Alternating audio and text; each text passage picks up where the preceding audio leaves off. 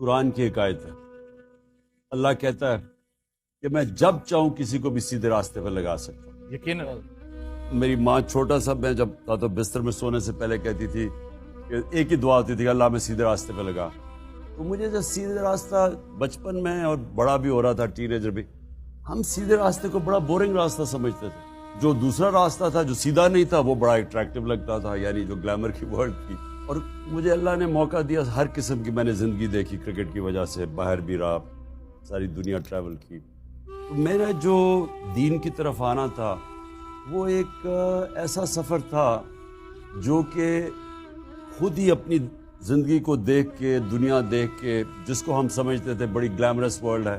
مثلا آپ اگر فلمیں دیکھیں، آپ اور ہم جب شروع میں تھے ویسٹرن فلمیں دیکھتے تھے، جو سپورٹس ورلڈ کے اندر بھی، تو جو ہیروز تھے وہ سارے سیدھے راستے پہ نہیں تھے، وہ دوسرے راستے پہ تھے۔ بالکل دوست۔ تو ہمارے رول ماڈلز ادھر تھے اور ماں کہتی تھی سیدھے راستے پہ لگو۔ میں نے اپنی زندگی میں آہستہ آہستہ ریئلائز کیا جو ہمارے رول ماڈلز پاپ سٹارز تھے انگلینڈ کے اندر، جو امریکہ کے اندر، تو میں ان کو ملا اپنی زندگی میں، ان کی پھر زندگیاں دیکھی، تو مجھے آہستہ آہستہ ریئلائز کیا کہ وہ جو ہمیں اٹریکٹیو راستہ لگتا تھا اصل میں وہ تباہی کا راستہ ہے۔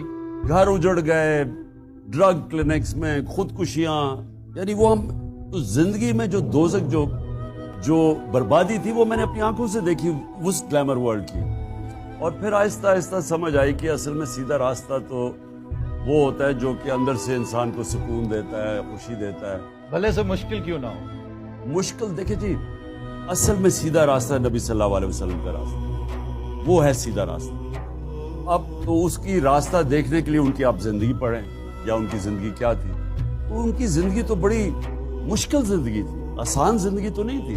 ان کی زندگی میں تو مسلسل چیلنجز تھے، اور وہ یعنی جب اپنے عروج پہ پہنچے، میں یہ ساری اپنے بچوں کو بھی بتاتا ہوں، جو ان کو عروج تھا جب فتح مکہ ہو گئی، جب وہ آخری خطبے پہ گئے، تو آخری خطبے پہ لاکھ لوگ عرفات کے اوپر نیچے جمع ہوئے، بڑا زبردست خطبہ ہے ان کا، ہیومن رائٹس کا چارٹر ہے، اگر آپ اس کو پڑھیں تو آخر میں وہ پوچھتے ہیں کہ لوگوں کو کہ گواہی دو اللہ کے سامنے کہ میں نے دیانت داری سے اللہ کا پیغام آپ تک پہنچایا۔ تو وہ جب پہلی روب جاتا ہے، پھر وہ 10 روز پہ پیچھے جاتے ہیں، وہ پیچھے آواز کرتے تھے، وہ پیچھے آواز جاتی تھی، تو جب پیچھے تک آواز پہنچی تو ایک شور اٹھ گیا کہ ہاں نبی آپ نے دیانت داری سے اللہ کا پیغام دیا۔ پھر لوگوں نے رونا شروع کر دیا، رونا اس لیے شروع کر دیا کہ لوگوں کو ایک دم خوف آیا کہ یہ تو ہمارے پیغام اللہ کا پورا کر دیا، تو جانے کی بات تو اب تو لوگوں نے رویا۔ تو